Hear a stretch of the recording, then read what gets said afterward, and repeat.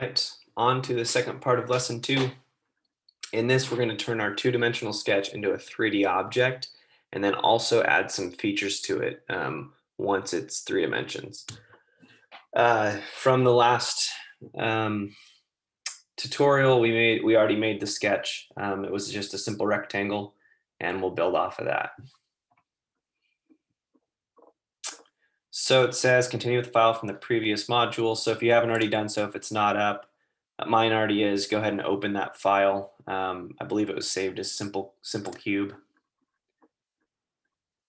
Sketches can be hidden by clicking the eyeball. We've already discussed that in the last tutorial. And we've already hidden the first sketch so that we're not looking at 2 sketches. It can get a little bit sketchy. If you're looking at several sketches all at once. So let's do that.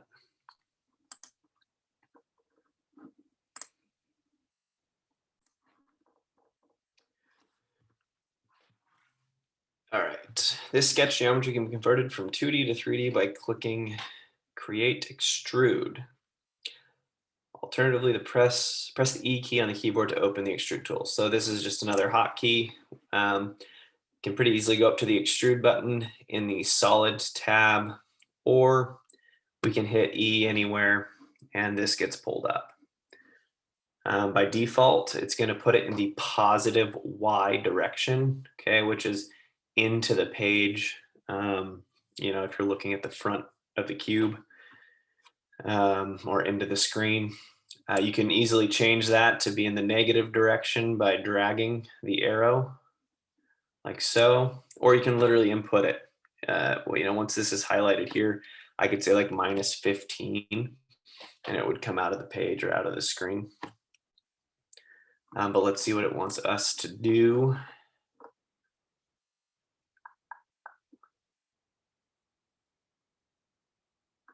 Okay, we covered step 4. Extrude the shape upwards 50 millimeters. So this is a little bit convoluted because our XZ plane is the front and their XZ plane is the top, and they're having you go up and I'm having you go into the page. So don't get confused necessarily by the orientation. We have set up our coordinate system a little bit different than this tutorial, just by nature of how I like to set up my my part files, with the XZ plane being the front. So at any rate, we're going to put it in the positive direction, positive Y direction, let's call it that. And they want it to be 50. Cool. There we have it.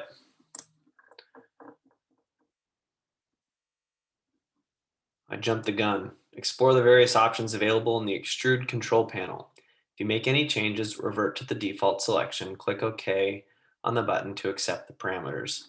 So at any rate, if I pull extrude back up, you can see the various things that you can do within it.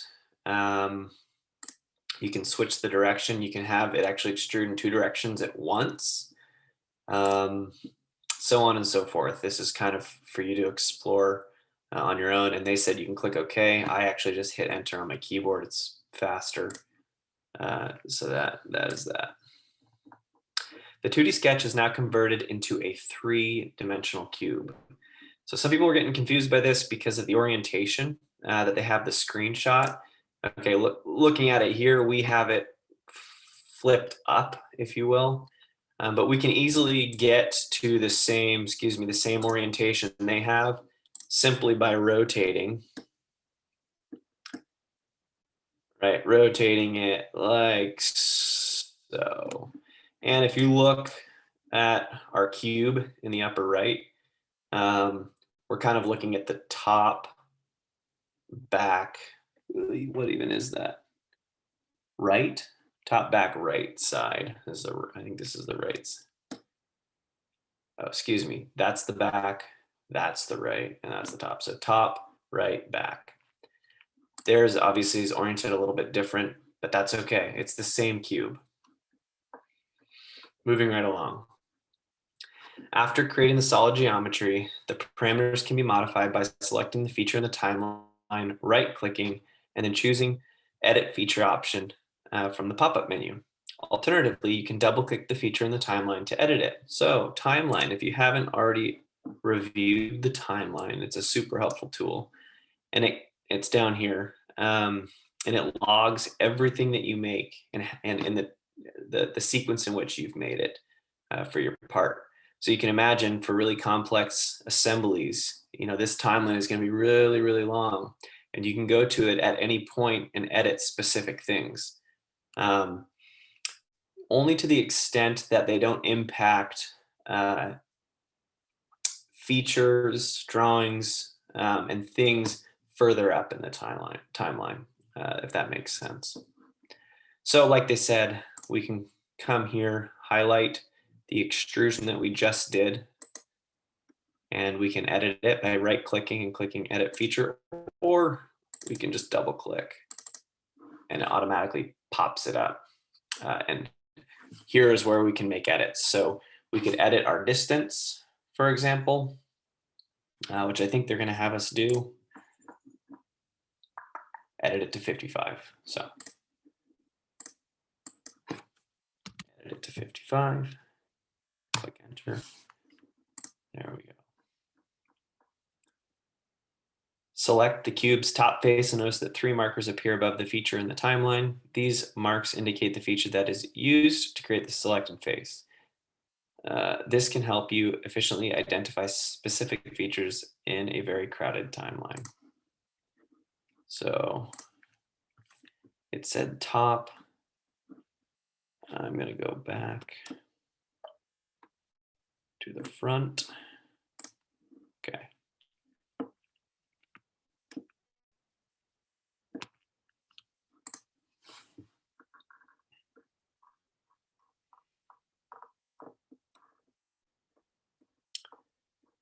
All right. Similarly, select the face. Selecting the face will highlight the appropriate body in the browser's body folder. There's currently only one body in the bodies folder, but more complex files would have dozens more. And so using this technique to identify features and bodies could save valuable time with working with larger files. So if we go like this, well, it highlights this body here for us. And you can see that when I hover over this, body highlights on the left-hand side. So that's what they're referring to.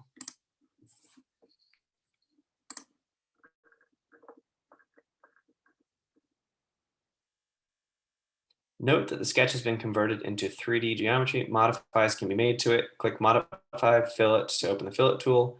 Alternatively, press the F key on the keyboard. And we're going to put a 1 millimeter radius into the field.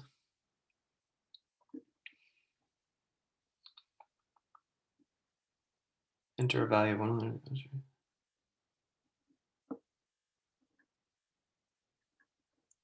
Not getting an idea if they didn't say where to apply the fillet, but that's okay.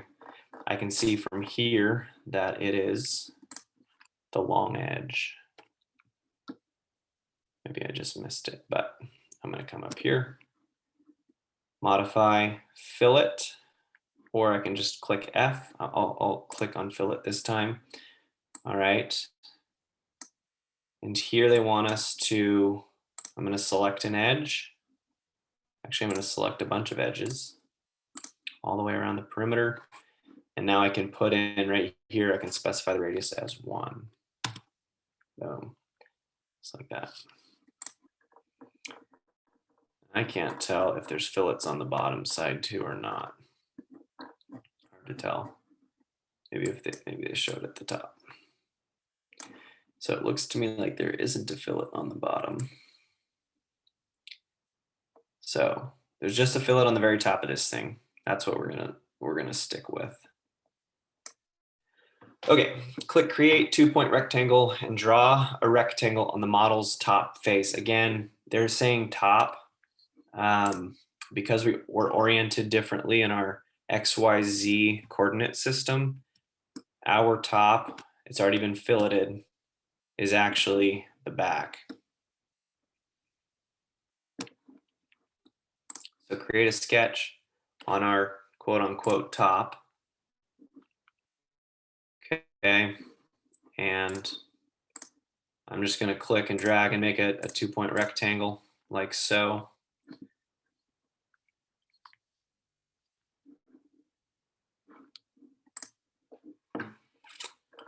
All right.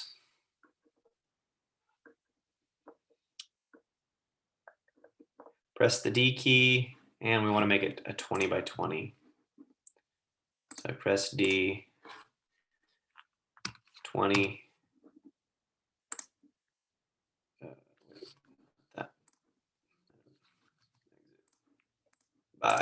Oh my gosh. Excuse me. Got a lot of things going on. Okay.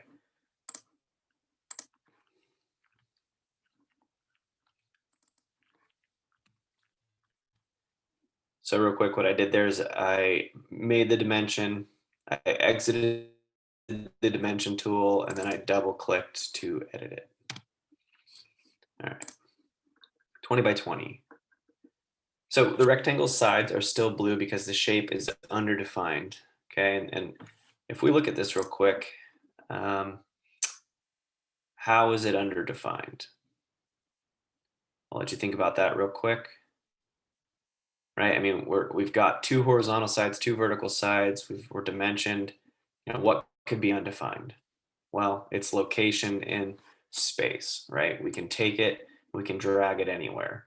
We don't want that. We want it to be locked in place, locked in space, if you will, in this plane, which is the XZ plane, but it's on the back. So my guess is we're gonna dimension this with respect to edges here, and that'll lock it in the XZ plane. Yeah, all right. So we're gonna add dimensions. We've got our 20 by 20, and we're gonna lock it to the existing part by dimensioning 5 millimeters off of each edge. Okay, you can see if I zoom in, it automatically grabs the edge of the part, which is super handy. If it doesn't do that because it's like out of plane or something like that, you can project a geometry into your sketch, which is right down here. Project geometry, or P. Okay, that allows me to grab this line and it shoots it in and creates a line within the sketch for me that I can then use in this sketch. I'm not going to do that right now, so I exited that, or I deleted it rather. We're just going to dimension.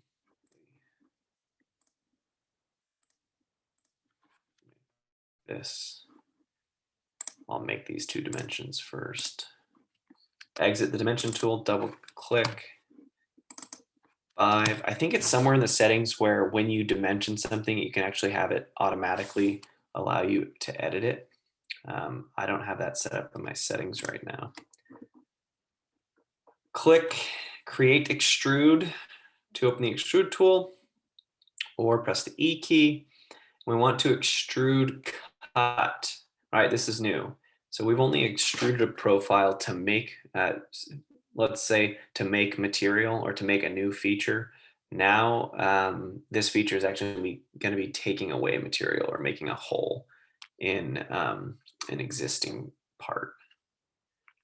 So, okay, we're good. We're done there. Extrude back. So I'm saying minus 25.